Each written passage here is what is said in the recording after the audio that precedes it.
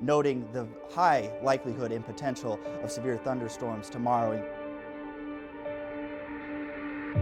The primary threats today, of course, are all modes, but we'll be watching for a pretty high elevated risk for the potential for tornadoes to develop.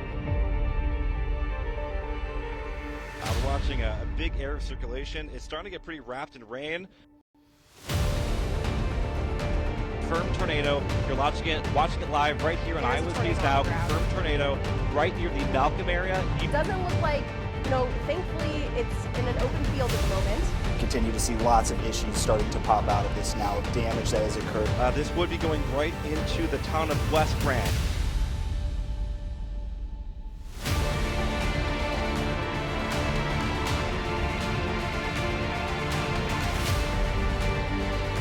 It was pretty intense. You could hear it.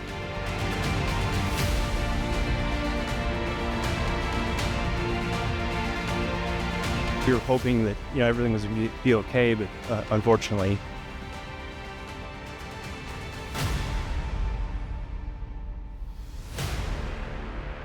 This can be rebuilt. Things can be repurchased. I just hope that everybody was okay.